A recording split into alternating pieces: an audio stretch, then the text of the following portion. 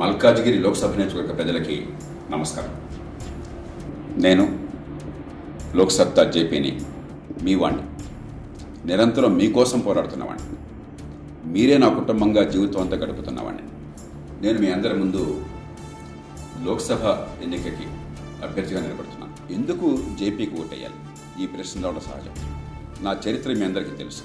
40 ఏళ్లుగా ఈ దేశంలో ప్రజాస్వామ్యాన్ని మార్చటం, ప్రజల బతుకుల్ని బాగు చేయటమే లక్ష్యంగా పెట్టుకుని ఒక విద్యార్థిగా, ఓ యువకుడిగా, ప్రభుత్వంలో ఒక ఉన్నతాధికారిగా, ఒక పౌర సమాజ ఉద్యమ నిర్మాతగా, ఒక రాజకీయ పార్టీ నేతగా, ఈ దేశంలో పలుకుబడినటువంటి కీలకమైన పౌరుల్లో ఒకరుగా నిరంతరం రేయింబవళ్లు దానికోసం కృషి చేశాను.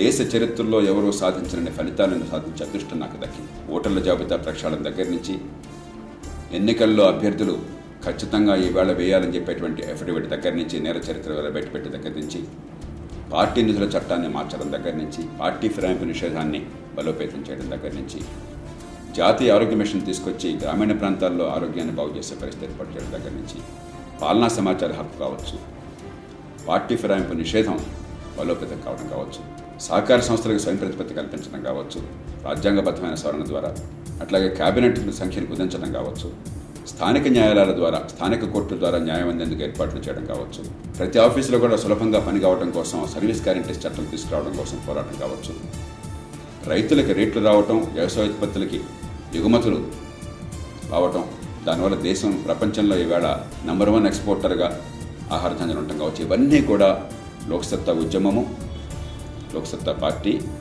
ఒక పౌరుడిగా నేను సాధించిన విజయాలు. ఏ పదవి లేకుండా నేను సాధించాను.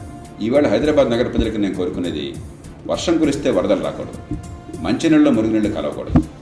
మీకు వర్షపు నీళ్లు, స్టామ్ వాటర్ డ్రైనేజ్ కావాలన్నా, మంచినీళ్ళు సరిగ్గా ఇంటికి అందాలన్నా, ఈ సివరేజ్, ఈ మురుగునీటి వ్యవస్థను బాగు చేయాలన్నా 7,000 కోట్ల రూపాయలు హైదరాబాద్ నగరానికి కావాలి. ఆ 7,000 కోట్ల రూపాయలు కూడా కేటాయింపచేసి వీటిని ఖచ్చితంగా అమలు చేసే బాధ్యత నాది హైదరాబాద్ నగరానికి. రెండోది, ప్రతి చిన్న పనికి ఎమ్మెల్యే ఎంపీ దగ్గరికి పోవాల్సి వస్తుంది. ఎక్కడికక్కడ పనులు అవడానికి వీలుగా తలసరి 1,000 రూపాయలు కేటాయించి 22,000 రూపాయలు తలసరి ప్రభుత్వం ఖర్చు పెడుతుంది మన డబ్బుని. దానిలో తలసరి 1,000 రూపాయలు మనకు కేటాయిస్తే, 1,000-1,500 కేటాయిస్తే, ఏ కాలనీకి ఆ కాలనీ, ఏ బస్తీకి ఆ బస్తీ, ఏ రెసిడెన్స్ అసోసియేషన్ రెసిడెన్స్ అసోసియేషన్, ఏ వార్డు కా వార్డు, అక్కడ ప్రజల చేతుల్లోనే పెడితే ఒక పద్ధతి ప్రకారం ప్రతి పోలింగ్ బూత్కి ఒక నిబంధన ఏర్పాటు చేసి, చిన్న చిన్న పనులన్నీ కూడా, ఒక మ్యాన్ హోల్ కవర్ కావచ్చు, స్థానికంగా డ్రైన్ కావచ్చు, మంచినీళ్ళ సమస్య కావచ్చు, స్ట్రీట్ లైటింగ్ కావచ్చు, గార్బేజ్ కావచ్చు, పార్క్ కావచ్చు, ఇవన్నీ కూడా స్థానికంగా చేసుకోవచ్చు. ఇవాళ నెల తరబడి తిరిగినా కూడా పనులు కావట్లేదు, డబ్బులున్నా కూడా. ఇది నేను ఖచ్చితంగా చేస్తాను. ఇప్పటికే దానికి ఒక మార్గాన్ని ఏర్పాటు చేయడం జరిగింది. జాతీయ స్థాయిలో ఆర్థిక సంఘంతో కూర్చోవడం జరిగింది. దాన్ని నేను 100% అమలు చేయిస్తాను. మన నగరం కోసం, తెలుగు ప్రజలు, అన్ని 2 రాష్ట్రాల తెలుగు ప్రజల కోసం, దేశంలో అన్ని ప్రాంతాల కోసం నేను చేయిస్తాను. ఇక మూడోది, ఏ చిన్న సమస్య వచ్చినా కూడా ఎక్కడికి పోవాలో తెలియట్లేదు మనకి. ఒక కాల్ సెంటర్ ఏర్పాటు చేయించి, కరెంటు సమస్య దగ్గర నుంచి మంచినీళ్ళు కావచ్చు, స్ట్రీట్ లైటింగ్ కావచ్చు, మ్యాన్హోల్ కవర్ కావచ్చు, ఒక్క ఫోన్ కొడితే ఆ నంబర్కి, ఆ కాల్ సెంటర్ ద్వారా, ప్రపంచం మొత్తానికి కాల్ సెంటర్లు మనం ఏర్పాటు చేస్తుంటే మన నగరానికి ఏర్పాటు చేసుకోలేమా? అక్కడ వివిధ శాఖలకు అది వెళ్ళి ఆ సరైన సమయంలో గడువుల పని ఏర్పాటు నేను చేయించుతాను. ఈ సర్వీస్ గ్యారెంటీ చట్టాన్ని నేనే ప్రతిపాదించి జాతీయ స్థాయిలో పెట్టడం జరిగింది. పార్లమెంట్ ముందు ఉన్నది. దాన్ని అమలు చేయించి ప్రతి పనికి గడువు పెట్టి, గడువు లోపల పని కాకపోయినట్టయితే వాళ్లే మనకి రోజుకు 250 రూపాయలు పరిహారం చెల్లించే ఏర్పాటు నేను ఖచ్చితంగా చేస్తాను. ఇక హైదరాబాద్ నగరంలో మెట్రో వస్తున్నది, మనం గర్వించేది, మంచిది. దాంతోపాటు MMTSని విస్తరించాలి. ఫేజ్ 2, ఫేజ్ 3 పూర్తి కావాలి.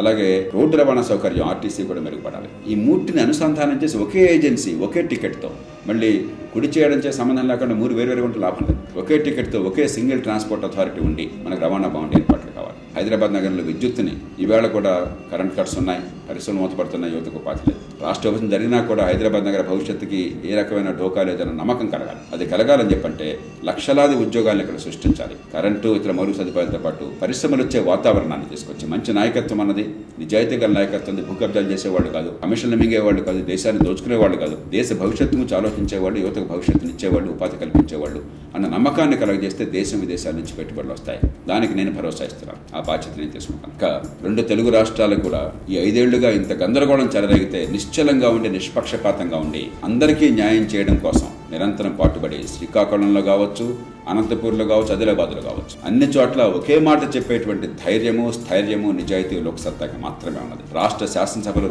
రెండు రాష్ట్రాల ఆర్థిక భవిష్యత్తుకి పునాదులు వేసే అదృష్టం నాకు దక్కింది. ఇవాళ నేను సూచించిన ప్రతిపాదనలే ఈ దేశంలో బీజేపీ, కాంగ్రెస్ అంగీకరించే చట్టంలో మార్పులు తెచ్చని ప్రధానమంత్రి నుంచి మనకి నిర్దిష్ట హామీలు లభించాయి. కానీ అమలు కావాలంటే ఆ పద్మవ్యూహంలో అంత తేలిక కాదు.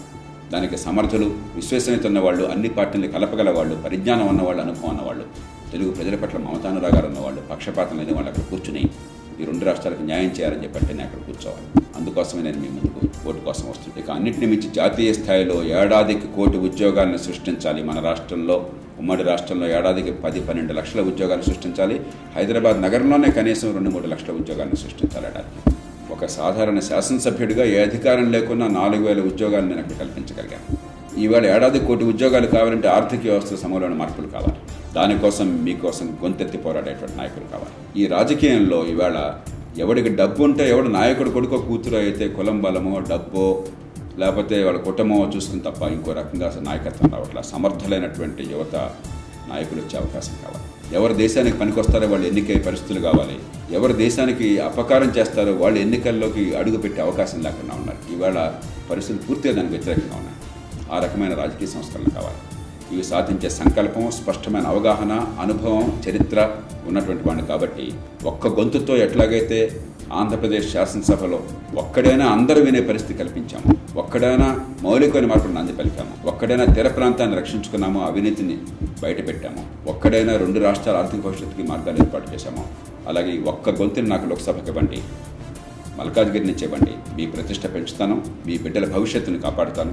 మల్కాజ్గిరిలో ఇందాక నేను చెప్పినవన్నీ అమలయ్యేందుకు స్పష్టమైనటువంటి పథకం ప్రకారం అమలు చేయించి స్థానికంగా రాష్ట్రంలో జాతీయ స్థాయిలో కావాల్సిన పనులు చేయించి మన బిడ్డల బతుకు భరోసానే ఉంటాం. అందుకోసం నేను మీ అందరి మద్దతు కోరుతున్నాను.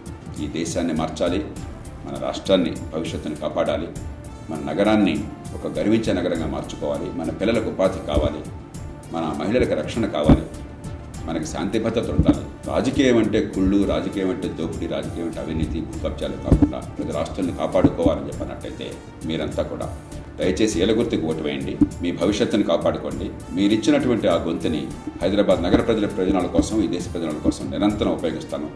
నా కోసం, నా కుటుంబం కోసం కాదు, సొంత ప్రయోజనాల కోసం కాదు, అహంకారం కోసం కాదు. ఏ పదవులు లేకున్నా కూడా దశాబ్దాల పర్యంతం పనిచేసిన వాడిని, ఏ ఆదాయం ఆశించకుండా నిరంతరం పనిచేసిన వాడిని. ఇప్పుడు ఈ అవకాశాన్ని మీరు ఇచ్చినట్టయితే ఇంతకంటే మరింత వేగంగా ఈ దేశంలో మార్పులు తీసుకొస్తాను. అందుకు మీరంతా సహకరిస్తారని ఆశిస్తూ, ఏలగుర్తిగా ఓటు వేయమని అందరినీ కూడా మనసారా కోరుతూ, ముఖ్యంగా యువత మీ భవిష్యత్తు గురించి మీరు ఆలోచించండి. మీకోసం నేను చేస్తున్న పోరాటం అంతా మీరంతా ముందుకు వస్తారని ఆశిస్తూ మీ అందరికీ నమస్కరిస్తూ నేను సెలవు తీసుకుంటున్నాను.